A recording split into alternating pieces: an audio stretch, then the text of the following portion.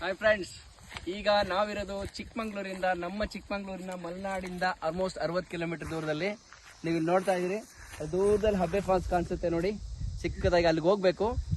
ಬಹಳ ದಿನದ ಮೇಲೆ ನಾವು ಇಲ್ಲಿ ಒಂಥರ ಟ್ರೆಕ್ಕಿಂಗ್ ಬಂದಂಗಾಗಿದೆ. ಇಲ್ಲಿ ಯಾವ್ದು ಕಾಫಿ ಎಸ್ಟೇಟ್ ಒಳಗಡೆ ಬಂದಿದ್ದೀವಿ. ನೀವು ಈ ಕಡೆ ನೋಡಿ ಎಷ್ಟು ಚೆನ್ನಾಗಿದೆ ಬೆಟ್ಟಗಳ ಸೌಂದರ್ಯ. ಸುಮ್ಮನೆ ಬೆಂಗಳೂರಲ್ಲಿ ಮೈಸೂರಲ್ಲಿ ಕುತ್ಕೊಂಡು ಸುಮ್ಮನೆ ಎಲ್ಲ ಟಿವಿ ವಿಡಿಯೋದಲ್ಲಿ ನೋಡ್ಬೇಡಿ, ಬನ್ನಿ ನೇಚರ್ನ ಅನುಭವಿಸಿ. ಈ ತರ ನೇಚರ್ ಅಲ್ಲಿ ಒಂದು ದಿನ ಗಾಳಿ ತಗೊಂಡೋದ್ರೆ ನೀವು ಮಿನಿಮಮ್ ಆದ್ರೂ 3 ತಿಂಗಳು ಮಜವಾಗಿ ಆರೋಗ್ಯವಾಗಿರ್ಬೋದು. ಕಾಡ್ ಸುತ್ತಿದ್ರೆ ಮಾತ್ರ ನಮ್ಮ ಆರೋಗ್ಯ ಚೆನ್ನಾಗಿರುತ್ತೆ.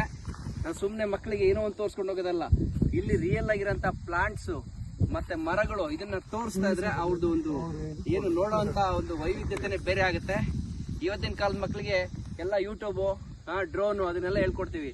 ಬಟ್ ಈ ನೇಚರ್ಲಿ, ಈ ಮಣ್ಣಲ್ಲಿ ನೋಡಿ, ಈ ಕಲ್ಲನ್ನು ನೀವು ನೋಡಿದ್ರೆ ಗೊತ್ತಾಗುತ್ತೆ. ಇಲ್ಲಿ ನೋಡಿ, ಇದು ಕಬ್ಬಣದ ಅದಿರಿರುವಂತ ಕಲ್ಲು ನೀವು ನೋಡ್ತಾ ಇದೀರಾ. ಇದರಿಂದ ನಾವು ಈ ಬೆಟ್ಟ ಬಂದು ಕೆಮ್ಮಣ್ಣಗುಂಡಿಂದ ಕನೆಕ್ಟ್ ಆಗುತ್ತೆ. ಆ ಕಡೆ ಕುದುರೆಮುಖ ಹೋಗುತ್ತೆ.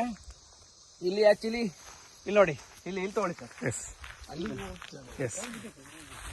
ನೋಡಿ ಇಲ್ಲಿ ಇದು ಕಬ್ಬಿಣದ ಅದಿರು ಇದೆ ಇದು ಇದರಲ್ಲಿ.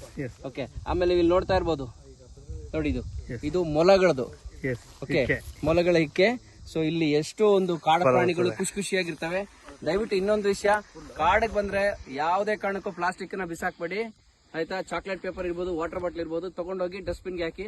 ಕಾಡನ್ನ ಉಳಿಸಿ, ನಾಡನ್ನ ಉಳಿಸಿ. ಬೆಳೆಸೋದ್ ಬೇಡ, ಉಳಿಸ್ಕೊಂಡು ಹೋದ್ರೆ ಸಾಕು. Thank you, good day.